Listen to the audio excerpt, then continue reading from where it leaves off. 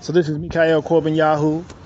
Just finished a viewing of Hidden Colors 4. It was a very profound and insightful video. But I have a couple of interviews for Hebrew Vision Live that I'm going to conduct with some of the viewers. One of the people here is here. So, sir, you have a couple moments now to share some of your reflections on that. Can you stay with? I'm Michael Long, by the way. All right. My show is called Hebrew Vision Live. It's on Spreaker.com, and we're just following up from the show. Just want to get some reflections on what you thought of the video, what you saw today. Okay. Just give us your name and what you thought about it. My name's Serious Mike, and what I thought about it was our history has been stolen, and it's nothing new. You know what I'm saying? Right. Pretty much out in the opening. So long as we pay attention, we'll see that. Mm-hmm. And I thought the video gave a lot of good points. Okay. You know what I'm saying? A lot of good solutions and information. Okay. And it needs to be spread around. You know, it needs to be shown around to different communities, almost every black community. Definitely. You know. Definitely. So are you aware of many of the people that were in the video, the presenters? Have you seen the previous Hidden Colors as well? I've seen 1 and 2. Okay. And so do you think this is a good follow-up to the previous ones? Yeah, I think it is. Okay. So when you hear the word white supremacy, I mean, what do you think of when you hear the word white supremacy? What comes to your mind? A system that keeps you tracked. No doubt. What comes to my mind. Okay. So what do you see as the solution? I know we talked about some solutions in there today. Do you have any additional thoughts to some of the solutions that were presented? Well, or similar thoughts? Well, pretty much it's working together. Continue to building together. Mm-hmm. Business. We need to build business. Either be work with somebody building a business, or create our own minds. Create our own business. Yes, and start teaching our kids as well. We need to start teaching them. We send them to school so we can have free time a lot. Right. We give them the daycare so they can have free time, and all they pretty much doing is playing. Right. So we start teaching them, or instead of having them play, make learning fun. You know what I'm saying? Make it fun for them, like they try to do in school. Make it fun, but make them learn their history in the process. Definitely. And so you see history as a big tool to our liberation and understanding who we are culturally, historically, things of that nature. Do you see America at all changing, given all the different things that you're seeing in the community, police terrorism?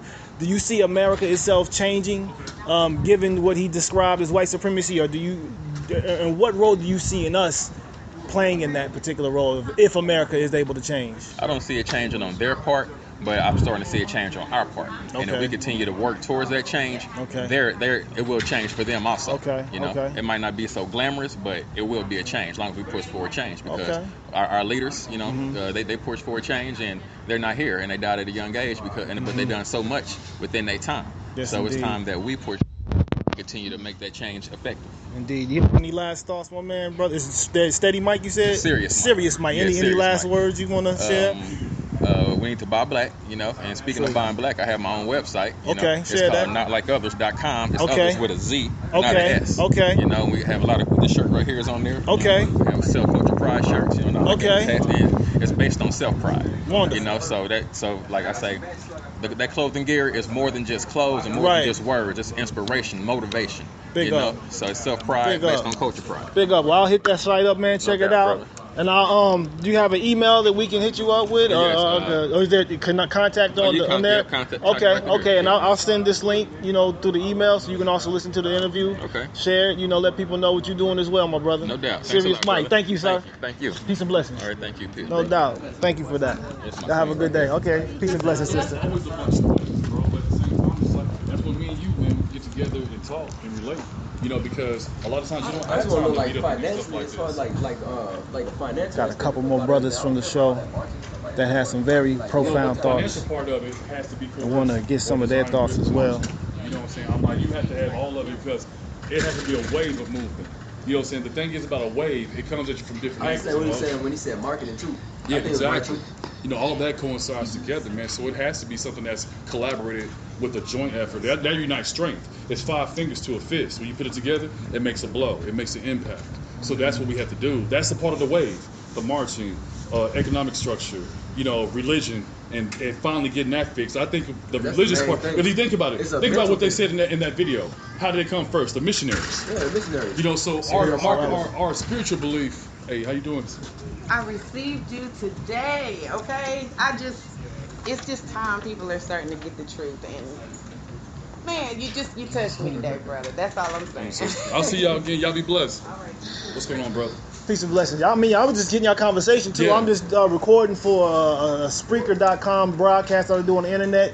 And both of you all, your question and your insight about marching and your perspectives as well, historically, about Ptolemy and where the Serapis, Christos comes from. I mean, all that is crucial, man. So, and then, the thing is, though, with this knowledge, you have to understand with anything that you perceive to be knowledge or is considered with fact, when you give it to a mind that does not have this level of knowledge, the first thing is going to be opposition. It's going to be a rejection behind that's it. the cognitive dissonance. Exactly. Yes, sir.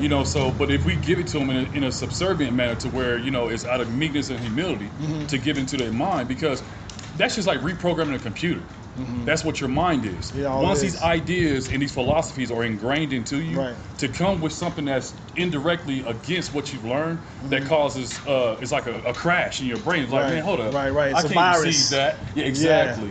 So that's what happens. People stand up like, man, that ain't the truth. You know what I'm saying? And that's another way how they marginalized us and categorized us with, besides being mulatto, they use religion. It's just all these institutions that how they separated us. You know what I'm saying? To really think about it. You have all these Christian faiths now. Right. You have Baptist, you have Protestant, you have Presbyterian. Think about it. These are all categories.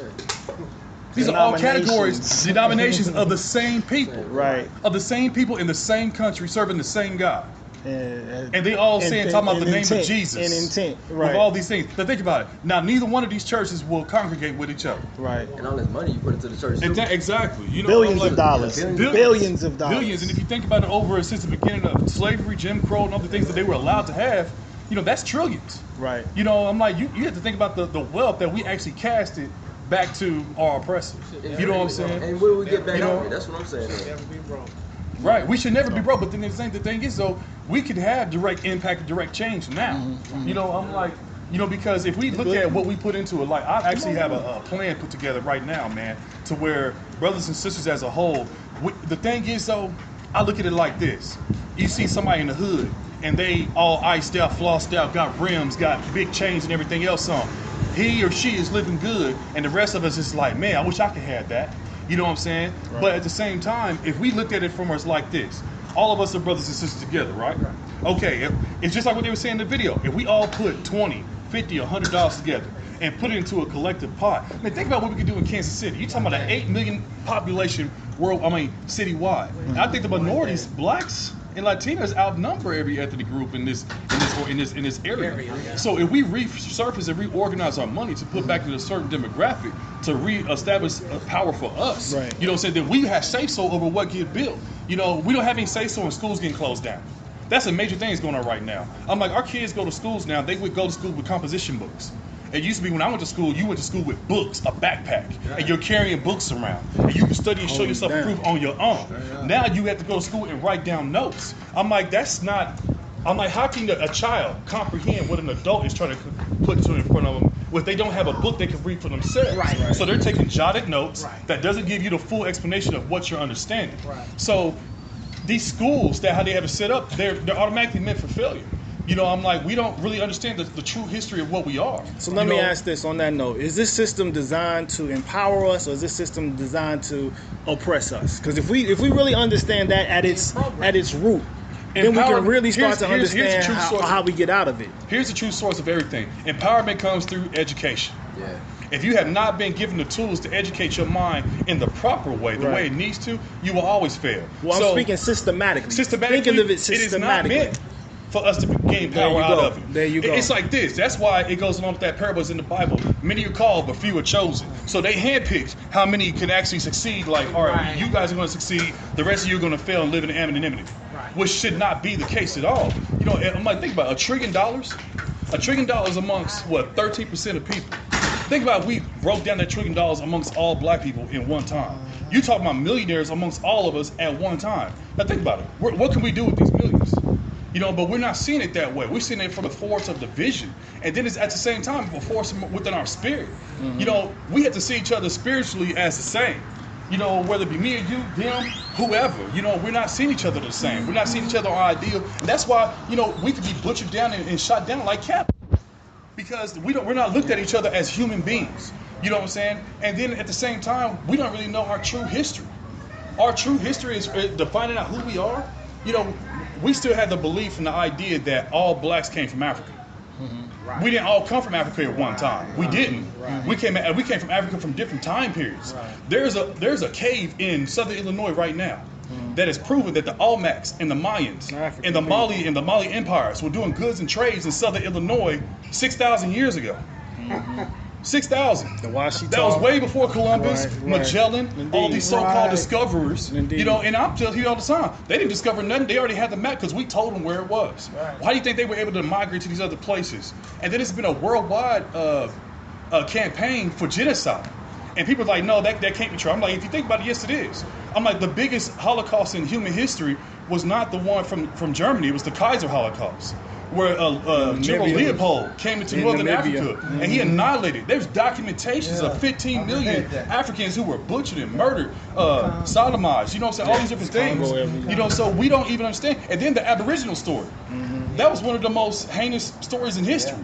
You know, they came there, what they did for entertainment, they buried the children in holes that were like 4 feet deep to where only their heads could come out. And their parents were in chains, standing behind them, watching the military personnel take turns, seeing who can kick the head off furthest. So they lined these kids up and literally were kicking their heads off in front of their parents. This is what happened in Australia. And this is a sporting event that happened with their military. You know what I'm saying? Think about it. You're being a parent and you're watching your head's child. If it didn't happen the first time, it probably happened the second or the third kick behind the second or third person. And you're literally being decapitated while you're handcuffed and buried on the ground. That was your last moment of life.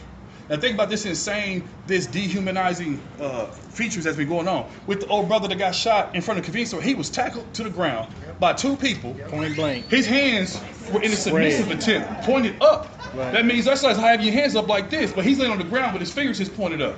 They say he's reaching for a gun. It was no gun at all. So you got his hands pinned open and his chest is wide open and you dumping it right into inside of him. Execution. That's like what they do inside of a butcher house, do it to a pig. When they shoot it inside the head. And it's just like, if we don't really see the impact of what we need to do to change who we are now, then we never will. You know, I'm like, we really have to speak up and stand out against what we see. Right. And then the media tells us what we see is not real. You know what I'm saying? Like, oh, he should have wore a hoodie.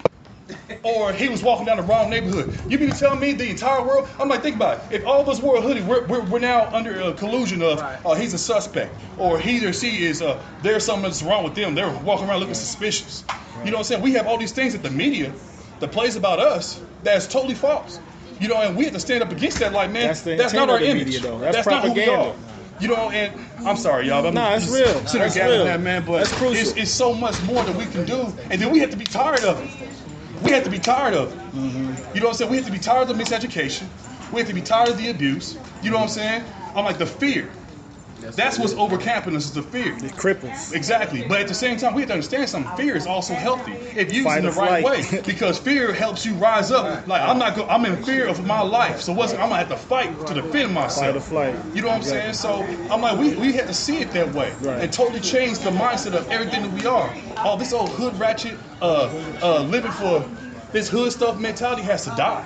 That literally has to die so we can rise up and be who we're really supposed to be. You know what I'm saying? Which is the people of God. You know what I'm saying? All right, what do you think about as far as like prayer? You think prayer is gonna do anything? Prayer is what you give for yourself on the internal. So prayer is what you give back to yourself internally, because we're a spirit first. We're a spiritual people, all of us. I don't care who you are. We're a spiritual people having a human experience. That's where it's at. We're not human. We're spirit. That's why they can look at us and say, oh, they're not humans either. We're really not. We're spirit, but we're having a human experience. Right. You know what I'm saying? So if we live knowing that, then a morality can come about it. Because the people who don't have morals or a spiritual personality about themselves, that's how they're able to rape and murder women and children and kids like it's nothing. Because their spiritual mentality is not there. No, it's there. It's a wicked spirit. It's a wickedness behind spirit. It. And then here's the thing. You're dealing with a satanic spirit. That sodomy, that homosexuality, all that stuff that's a spirit that is transpired. That's a spirit that's moving from place to place, from person to person.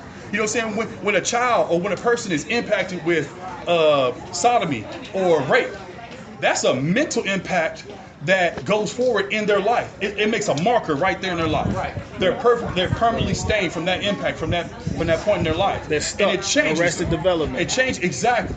So the development you could have had before you got hit with that moment changed your whole entire life. But we have to see things that, you know what? We have to look at the change where we're at right now. You know, I've been a victim of gun violence. I've been a victim of, you know what I'm saying, of all kinds of different things. But at the same time, my spirit, that's going on with your presence or with some of your prayer. If you pray over your spirit like, God, keep my mind. God, keep my heart. God, keep my body strength. You're building your spirit back within yourself. That's where your prayers come into effect. When you pray for somebody else, and I'm going to pray for these sisters and these brothers tonight, that they go home peacefully. They have peace in their homes, peace in their life. You know what I'm saying? Prosperity in their future. You know what I'm saying? That's what your prayers are for. But at the same time, your prayers mean nothing if you don't act upon it. That's where your faith comes in. You have to move. So we all sit here, we can sit here and watch a movie, that's fine. But if we don't move towards a goal together, making that wave that I was telling you about, these 5 fingers, when they fall down, that makes a fist. So this brother's is a finger right here. This brother's a finger right here. This brother's a finger right here. You're a finger right there. When we put together our resources, what can somebody do to tear us apart? Nothing. Right. So let me ask this though, because I think we gotta always get to the root of problems. What do you all see as the root of white supremacy though? Where does it have its origin? Where do you find? No. I'm speaking of like systematically. Where do you find its root? Religion is what tears us apart, honestly. Well, religion is a part of it, but what I'm saying is, where do you find the first nation or the first peoples actually exercising the principles of white supremacy? And I bring this question to the forefront. Capitalism is a system that breeds it. It's a part of capitalism entirely. But there's a nation, there's a people, there's a group of people that were actually moving in this. Let's go, y'all. See you later. Sidewalk, that's gonna be a problem. All right. No, that's cool. That's fine, y'all. Thank you, ma'am. Thank you, ma'am. So we are still continuing this conversation. We've been asked to move for a short moment off the property. But we do want to continue this conversation. And I was trying to get to a point of having the people to see that there's a root to white supremacy. Yeah, white supremacy has its origins in a mentality, in an ideology, and this is something that we have to understand as well in order to overcome this. But it is, as was mentioned, homicide. I'm right here, buddy. It's a part of a greater construct. Oh my goodness! But the point I was making is that right. White supremacy is part of a greater construct. It is a part, as the brother had mentioned, capitalism. It is an imperial paradigm and a tactic that's used to justify their imperial conquest. Now think about the 2 businesses that black people dominate. I'm gonna tell you what they are: barbershops and churches. Okay. Barbershops and churches, and both of them had tax exemptions. The church, especially, more than others. The church has so many tax exempts. It's to the point to where it's like, if you ever walk in the church, it has the same structure, the same setup, the same belief, and then it's set up to where it's like, man. What was the question? I didn't get it. The question was, where does white supremacy have its origins? You see what I'm saying? What system or what nation, what construct or what people use this paradigm, at its root?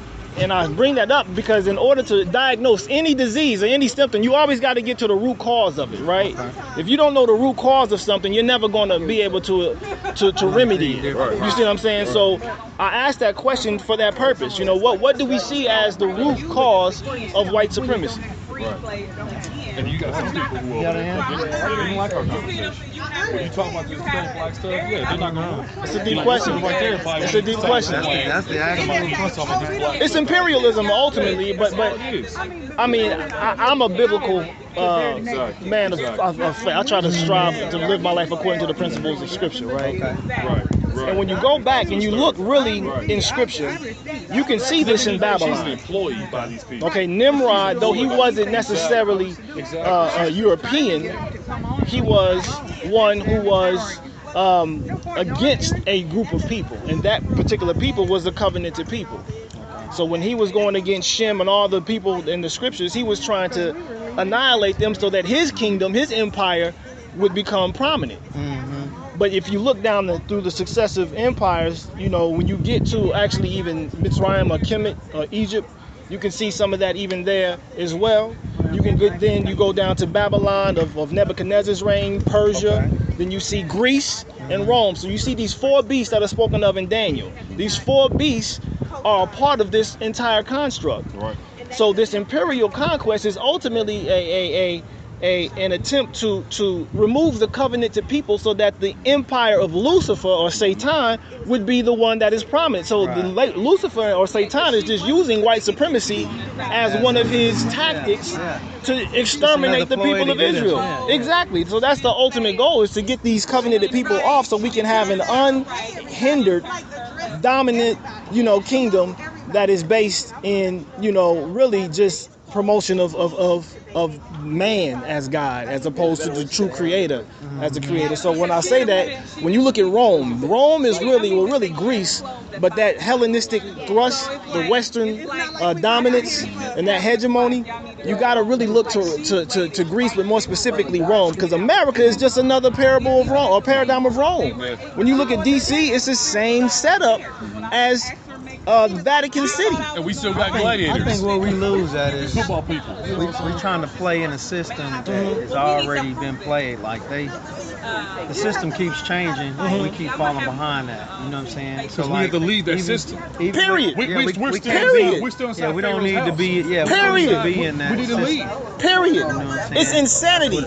For 400 years, we've been trying to get this system to. It's never going to change. Every time we learn something about this, it's never going to change. Exactly. So it's kind of, it's insanity, and the scriptures give us the remedy, which is to come out of it. Come out of it. Divest. So I don't necessarily agree with the thing that we can change this from inside. It's not going to change from the inside, because you're never going to change this beast's heart. The beast is the beast, and the more we try to assimilate with the beast, the more we're going to be like the beast or get taken out by the beast. So we got to really keep those things in mind, I suggest, so that we can really understand how we can remedy this situation, because it's a dire situation. I bet you can't stop it. It's a dire situation. Right, yeah, you go around her. Anytime we play public tax, But that's what's up. This will be on Spreaker.com. The webpage is called Hebrew Vision. So if you type in Hebrew Vision, you can actually find this interview there as well. I want to ask Brother Maddox some questions, man. I commend you all for your efforts, everything you're doing for the community. Yes, sir. What was your intent in putting this together? What were you trying to really accomplish with this particular matter here? My intent was to bring people together just to talk about some of the differences that we have. But two, if we are to move forward in this day and time, when you look across Facebook, when you look across social media, you see all these forces coming against us. We must be able to identify that force. And that's what this showing was about, hidden colors. Right. Number 4, the religion of supremacy, white supremacy. We have to know what white supremacy looks like. We always are coming against that, even when we don't know it. Whether it's a simple little petty thing that happens on a job where you don't get the raise and a white person gets a raise, you don't understand you're dealing with white supremacy. So at the end of the day, a lot of our downfall, a lot of our opportunities are locked into the fact that we have to overcome white supremacy. So I'm a believer that if a people must know where they're going to go, how they're going to get there, they must know who they got to go through, and they got to know who's against them. So just to have that conversation amongst us is important. It's the starting process. At least, if we got 99 problems, the overcoming of white supremacy shouldn't be one. We should be able to understand it. So we know what they're going to do. You got to diagnose it. We diagnose it. We know what they're going to do in every situation. And we got to be able to move around that every time for us to still be successful. So just understand white supremacy, bro, and a lot of people will look at this event and be like, oh, they're anti-white folks. They don't. That's not necessarily the case, bro. Every white person does not play into the system of white supremacy. It's the higher up the ladder. You don't get up that ladder unless there's some of us that play in the system of white supremacy. There you go. That's a big problem. There's some of us that they move up. Like that lady just came out and asked us to move. They put a black face on us. They didn't ask us to move. Right. We need someone that they can identify with. Yes. So that they can identify with and pull us up. And then before you know, they have us in this what the older elders call a trick bag.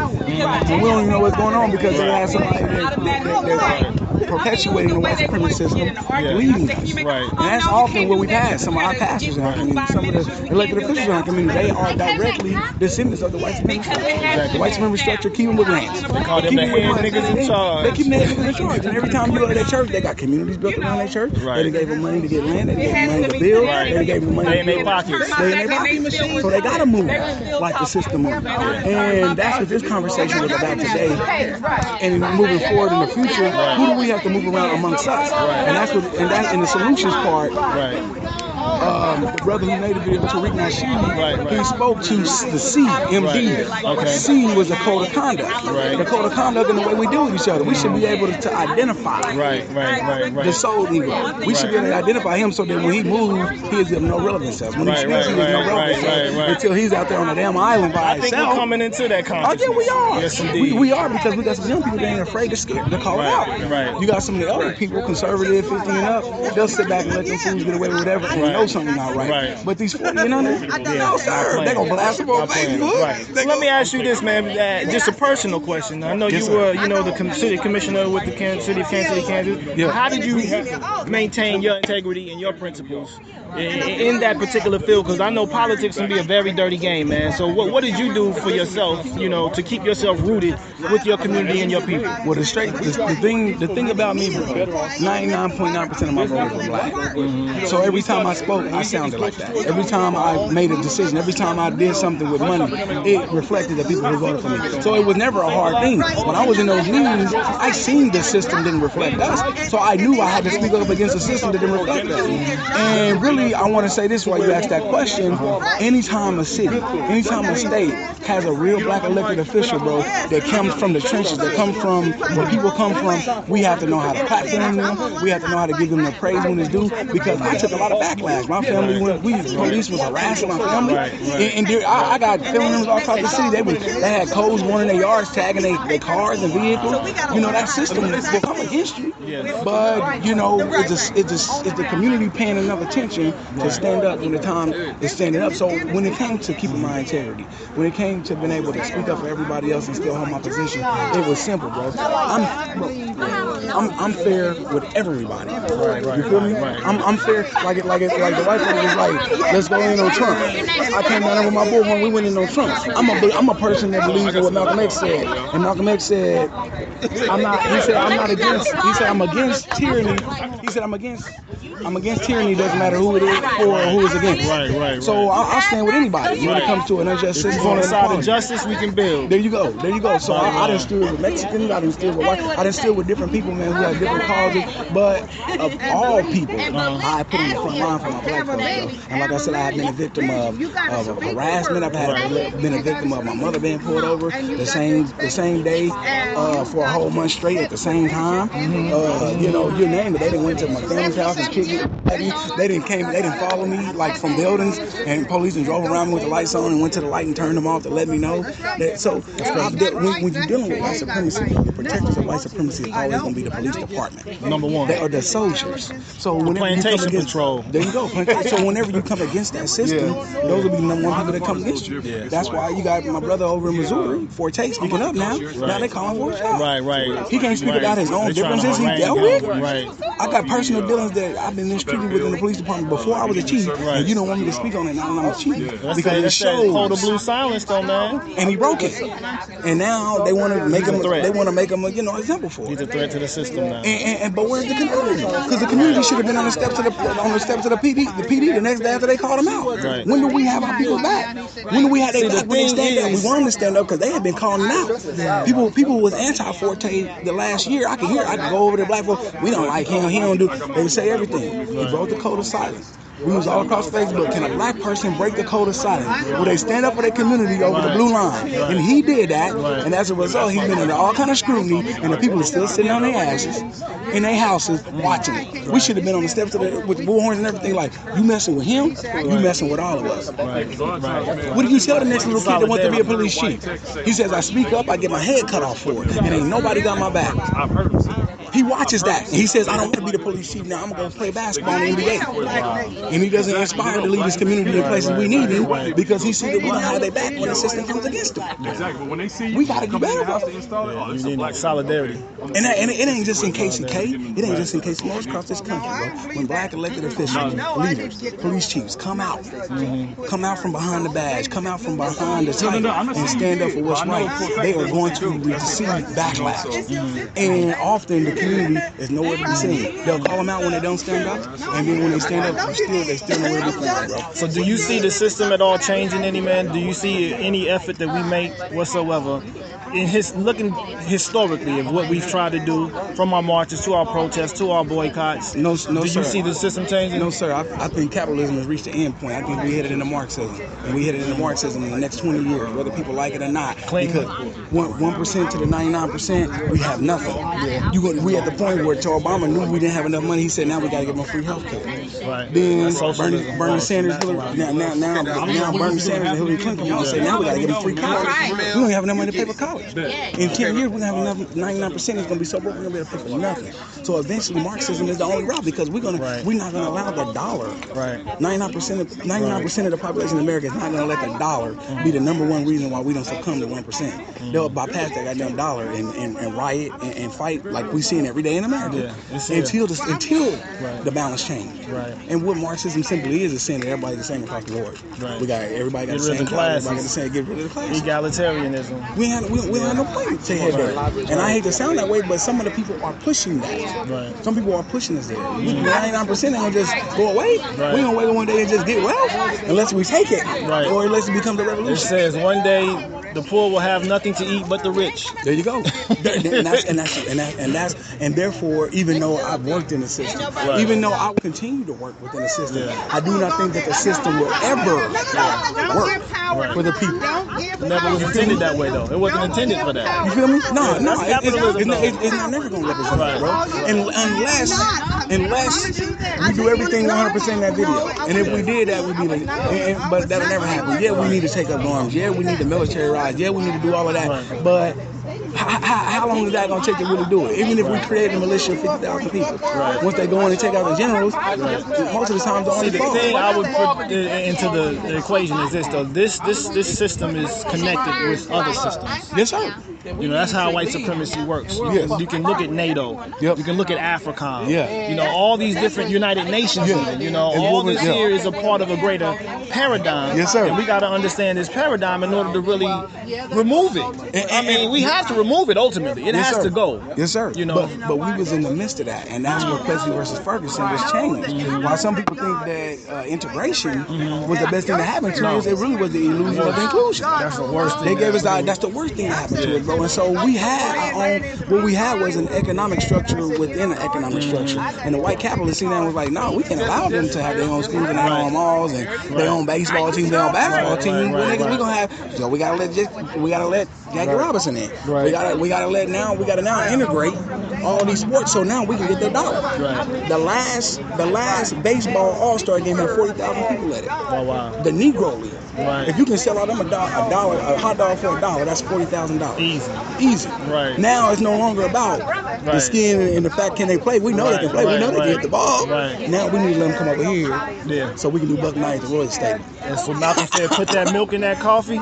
There you go. Make it a little weaker. Bro. And so, bro, the system and understanding the system, bro, is one of our main things, bro. I'm one of the most controversial people, bro, that you'll meet in Kansas City, Kansas. You'll meet some people who love me. You'll meet some people who hate me. But it's only simply because I'm trying to equal the status quo. And some people benefit from us being on here.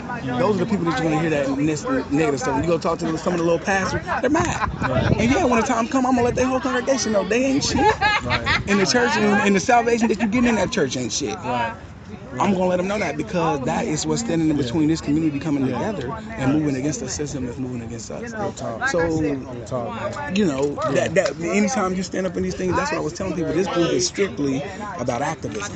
Anytime you take on activism, you become the controversial person. You put a bullseye on your chest. You put a bullseye on your chest, bro. Anytime you're an activist and you're speaking up against what is and what's not, some people going to love you. And some people gonna hate you, bro. You know, and that's what we teaching everybody in our group. You may be looked at, but when we get the laws passed, when we start to see some of the floodgates open up, the very people that ridicule us sitting on the couch, they actually gonna be the first ones in line. They're gonna be the first ones in line to reap the benefit. And that's historically accurate. Nobody wants to work for it. Nobody wants to work. Everybody want to go to heaven, but nobody want to die. And they're gonna ride on everybody's shoulders and sit in their couch and ridicule it until it's done. Right. See what I'm saying? Yes, sir. Yes, sir. So, we have big fish to fry, bro. No doubt, man. I'll talk to you anytime, bro. Thank you for your time, my brother. No doubt. I'm about to go get me something to eat, man. Y'all have a good day. Peace and blessings, man. Be safe, bro. Thank you all. Peace and blessings. And we wrapping this up here. So just got a few thoughts from this here. Wanted to just get the pulse of the people more than anything, and just get some perspectives out there to see where we are, how we can analyze this matter, and really make some progress, because we're behind enemy lines, and that's my basic premise of everything right now. We can't do anything behind enemy lines the way that we need to in order to progress. Our progress has to be definitely geographically located in a place that is more favorable to our existence. So that's what's up right there, all right? Check us out again at Spreaker.com/user/the nth time scribe, THEENFTIMESCRIBE. You can check us out on YouTube, Hebrew Vision. You can also check us out on Hebrew Vision visionnews.blogspot.com, twitter.com, handler Hebrew Vision. Signing off. Mikhail Korbanyahu. Peace and blessings.